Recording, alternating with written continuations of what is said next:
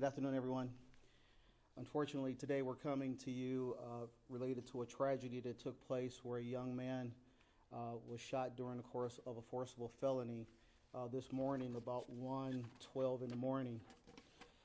Behind me, you'll see the slideshow that presents the things that have taken place. So at 1:12 this morning, we received a 911 call from a home on Garrison where 2 gunshots were fired. The caller reported that a subject was inside of their home. The subject was then identified as running eastbound onto Anderson Street. At about 1:17, our officers arrived on scene. The first responding officers found a young black male laying in the roadway on Garrison Drive, unresponsive. Life-saving efforts by the officers were provided. The subject at this point was transported to CFR, and he was determined to be deceased by the hospital. What we're going to play for you is portions of the 911 call. I do want to preface this is that part of the conversation is in English and part of the conversation is in Spanish. So you'll pick up bits and pieces of the 911 call. The full 911 tape will be provided to you in the information packet. 911 meeting, please. Call caller.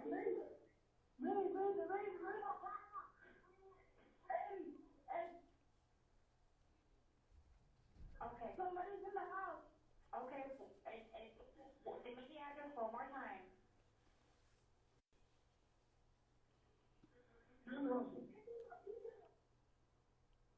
Sanford, Florida. Okay. Are there any weapons? Yes, I just fired a shot. He came by. Hurry up, please help. Okay. I'm taking the call in now. And do you know this person at all?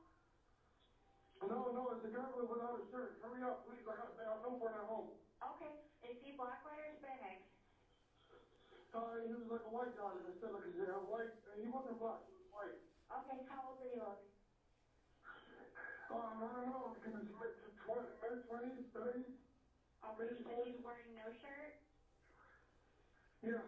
Okay. And what color pants? Like the balloon. Okay. Did he have any injuries at all? He just ran. He just ran. He faced me, and I just got super scared. I stayed from my wife was behind me with the baby because we kept hearing like a big bump. So like something hit me, something, I don't know, something weird, I don't know. Okay. What's your name? Like if he was hitting, I don't know, he was next to my truck. I don't know what the fuck he was doing. Okay. But you didn't see that he had any weapons? No, I don't know. Okay. What's your name? My name is... Okay. Can you spell your first name for me? So as you can tell, the individual was providing as much information as accurate as he possibly could during the course of that time. The victim's wife heard the noise outside while she was feeding her infant child. The victim's wife called 911 as the victim grabbed his firearm. As the 911 call was calling, opens the front door of the residence. He sees an unknown person standing between his vehicle and his driveway inside his gated and fenced-off area around his home. The diagram behind me is just an example of how the layout of the home was. As you can see, the black outline is a complete outline and fenced area around this home. The only light that's provided was a light from a small porch in a carport. The area around the home is extremely dark. It appears that the angle the victim had was difficult to see and wasn't clear where the subject was. The shooter, or the victim in this case, was approximately 18 to 20 feet away from where the shots were fired. Again, the diagram behind me gives you an idea of where the home was. As far as the curtilage of the home, the residence is completely surrounded by a fence. There is a gate opening on the driveway. The owner identified or indicated that when he went to bed that evening, he closed and secured the gate. Again, so that you have an understanding about curtilage, State's Attorney Dan Faggart is going to talk about that, but the general idea is the extension of the home goes all the way to the fence. Again, the initial investigation, the victim remained in the doorway of his home. As you could hear from the 911 call, he was yelling simultaneously as shots were being fired. The subject ran from the yard in a direction toward Anderson Street. At this point, it was unclear when the victim began to yell at the subject as he was leaving. As you can hear from the 911 tape, there is probably a couple of seconds or so before the 911 tape picked up or the call that was made. So when the individual shot at the person, you can see from the roadway that he could not see where the individual was in the roadway or where he had fallen. The diagram behind me again gives you an example of where we found the young man in the roadway, roughly outside of the gate, outside of the fenced area, off to the side of the road. Again, the initial investigation into this is that the victim stayed inside the doorway inside of his home and waited for the officers to respond. The subject was located on the roadway with a gunshot wound to the back. A large rock and a battery was located near the passenger side door of the vehicle, and marks on the window and the side of the vehicle as indications or indicative of someone attempting to break out the window that was on one of the vehicles that was there. The initial investigation determined that Andrew Green, 17 years of age, was the suspect who was found in the roadway who had attempted to burglarize the vehicles that were inside the gated portions of the fenced-in area on this property. The individual suspect, I should say, let me say that again, the victim was interviewed here with the assistance of the State's Attorney's Office. Again, the preliminary investigation has been turned over to the State's Attorney's Office. As it stands right now, we're waiting for the results from the ME report. And at this point, I'm going to turn this over to Dan, and he can give you some information as to where the investigation is going to go from here. Thank you, Chief. Just wanted to talk briefly about some of the law that the Sanford Police Department and my office considered while we've been working this case this morning. The first is the concept of curtilage that Chief Smith mentioned earlier. He was accurate when he indicated that it is essentially the area immediately surrounding a house. It's kind of an old British common law word that we don't use that much normally, but it includes specifically the fenced-in area that surrounds a house. So you saw from the diagram that this house had a fence that ran completely around the front of the yard and then around to the back. So the front yard was completely enclosed and gated. It's important to note that the juvenile was inside that area, and which brings me to my second concept, was the concept of burglary of a dwelling. So while most people think of a burglary being the actual entry into a person's home, it also includes the entry of an individual into the curtilage of the home, which the juvenile was inside of at the time he was shot. That brings me to the third concept or important group of ways to use deadly force. So we're all pretty familiar with using deadly force to defend yourself. There's another portion of that law that we're a little bit less familiar with, and that is when an individual is committing a forcible felony, which is also defined in the statute, and that includes burglary, includes all the big ones, so to speak, robbery, carjacking, air piracy, treason, but burglary is one of them, burglary to a dwelling. And when a person is committing a burglary of a dwelling, which is a forcible felony, the law says that a person is allowed to use deadly force to prevent that person from going through with that forcible felony, including burglary. That appears to be what happened today. And as Chief Smith said, the investigation is still ongoing. We'll see what the medical examiner reveals in their findings. It'll help inform our ultimate decision. Chief?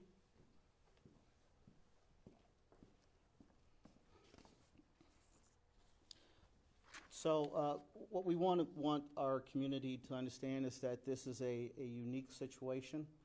It's a tragic situation, one that we hope that never happens again within our community or any community around. No one wants to see a young person lose their life in such a tragic manner. And for what purpose? We will never know. But we want to make sure that our community understands that our community is safe. And this is one of those unusual circumstances that takes place. We also ask our community to do this. If you are in fear of a situation or something that's taken place, please call the police. We want to make sure that if you see something that is inappropriate or doesn't feel right, pick up the telephone and give us a call. Again, our goal with this press conference right now is to be able to provide clear understanding of a circumstance and a tragic situation that took place earlier today, and that we just want to make sure that we get accurate information out to our community as quickly as we possibly can. And I'll take any questions that you may have. So does it appear to be an isolated incident? We're trying to see why do you all believe this team may have just chosen this house randomly? We truly don't know why he chose this location especially, but again, we're still developing additional information as to the circumstances, all of the full circumstances, and as Dan has alluded to, is that as that information comes out, we'll reach back out to you as well. He said in that phone call that he did not know the guy. Do you all believe that he did not know this guy? It's pretty clear that he did not know the individual. Okay. And also, how did he jump the fence? How did he actually get onto the property? Because I've been out there. Mm-hmm. Did he open the gate somehow? Was it not locked? How did he get onto the property? I'll let Dan speak to that. Having been on the scene this morning, I can tell you it was apparent that the gate was opened. The homeowner indicated that it was closed when they went to bed. The gate was open after the incident. So since you're there, so could charges be on the way, or is this a possible stand your ground case? Highly likely that it's a stand your ground case, although that's not really the word, the correct word. You know, stand your ground is more when a person needs to meet force with force. This is a situation where a forcible felony was occurred, and the killing happened as a result of the juvenile committing a burglary to that individual's home. I would point out that you're asking about charges. I would point out that you heard Chief Smith say that there were interviews conducted this morning, and I was present for those. The Sanford Police Department, as in consultation with myself, we are obligated to make a preliminary finding as to criminality.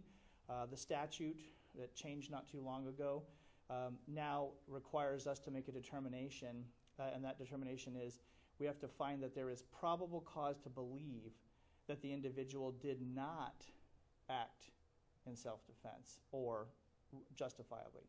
So that's a very high standard, and currently we're not able to make that determination, and therefore he was not arrested this morning.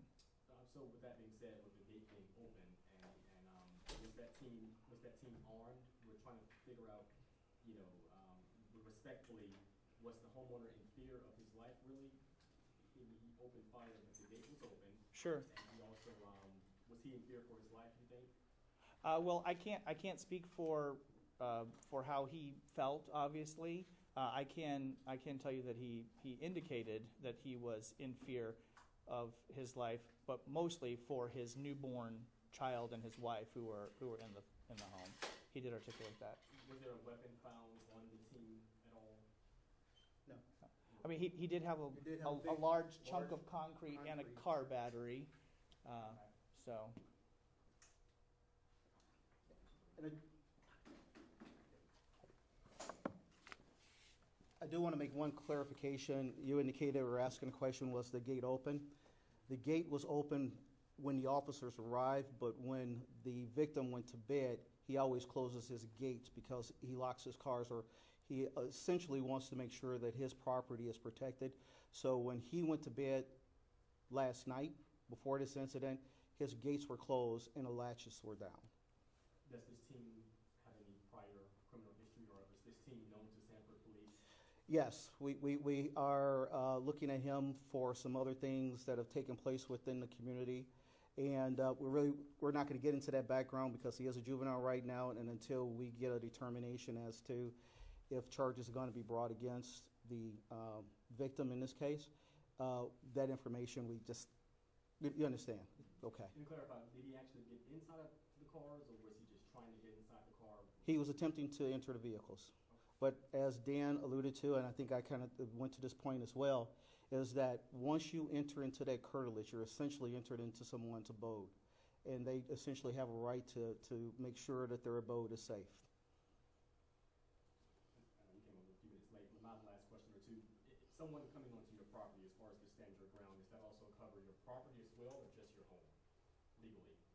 So there's two different components of the law. And again, stand your ground just means you don't have to leave before you meet force with force. So although we're calling it stand your ground, there's one component of the statute that's stand your ground, and then multiple other components that are called justifiable use of deadly force.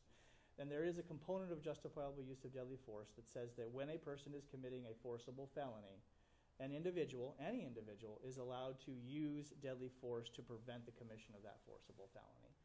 So that is near the stand your ground statute in the statutes, but is not the stand your ground statute, which isn't really applicable in this case. Does the victim, if you call him, is he currently, is he being questioned, or is he free now? What is his status?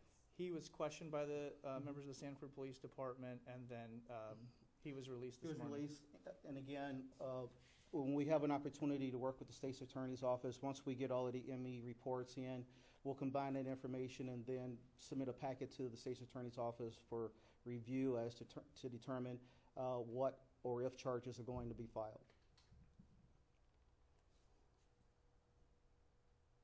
Dave? Well, obviously, everybody here already has all the information, so I'm going to have to start over. Okay. Well, we can start over with you, and then... I don't really think we need to hold everybody else up. If you guys could hang around for a few minutes just to get me briefed. Absolutely. We had a communication breakdown. The Twitter thing was not specific, and nobody really relayed that to me. Okay. Well, I just have one final question. Sure. Could you, as chief of police, sort of a petty crime, I mean, a car break-in perhaps, your thoughts on that turning fatal, just in general? Well, you know, any crime, we never look at them as being petty. The unfortunate part in this situation is that this individual chose to go onto someone's property, chose to make a decision that was inappropriate, and unfortunately paid the ultimate sacrifice. It is sad for anyone to lose a member of a family. And then at the same time, it's not just his family that's affected. You have a victim here who is married, who has a young child, and they have to bear aboard those scars as well, equally for the rest of their life with regards to the incident that took place today. Without too many specifics, does this team, did he have any prior car break-in or car theft charges? Again, Can't get into that. yeah, Thank you, Chief. sure. Thank you, guys.